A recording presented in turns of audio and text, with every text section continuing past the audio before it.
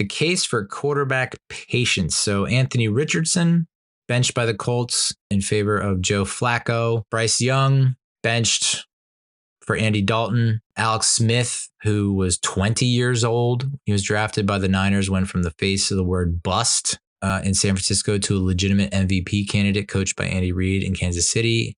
Kurt Warner was 28, quarterback in the Amsterdam Admirables.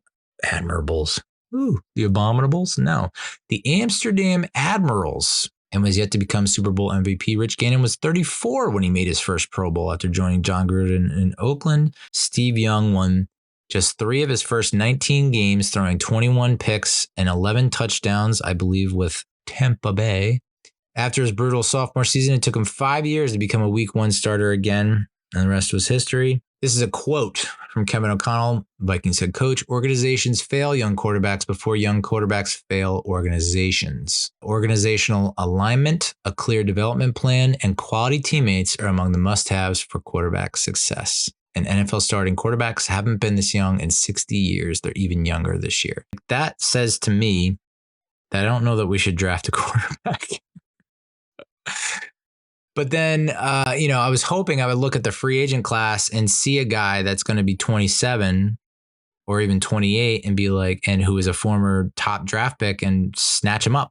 And that's not really the case. I looked at the free agent class of 2025 at the quarterback position, Sam Darnold.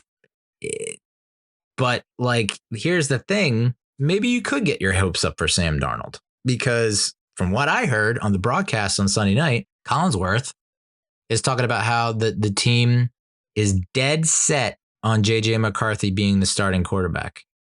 And he said, barring Sam Darnold going to the Super Bowl and winning, he thinks that even if Sam Darnold takes him to the playoffs, wins in the playoffs, could possibly go to the Super Bowl and lose, and they would not keep him on as the starting quarterback, which is just nuts. So it seems like the team is still dedicated to J.J. McCarthy, a guy who has not played a single down in the NFL. They'd rather have him than Sam Darnold, who has shown that he's able to go up against some really top-notch defenses and win. But yeah, sure, go with J.J. McCarthy. So if the Vikings are that dumb, Sam Darnold takes them to the playoffs, wins in the playoffs, but doesn't win the Super Bowl, and they want to move on from him, not offer him anything, Giants need to be first in line to make an offer. I can't believe I just said that, because knowing what Sam Darnold has been through, Sam Darnold was 20. I believe he was 20 when he was drafted. So, your other options, not great. Zach Wilson from the Broncos, Trey Lance with the Cowboys. Zach Wilson's only 25. Trey Lance is only 24, which is nuts. Justin Fields is not even 26. He's going to be a free agent. Well, obviously, Sam Darnold is the front runner there. But I say all this because there's a graphic here.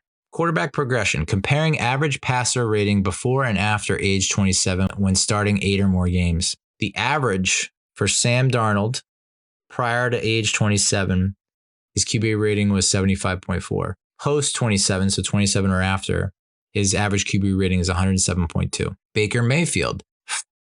My God. Why did everyone give up on Baker Mayfield? I'll never know.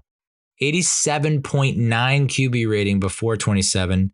99.75 after age 27.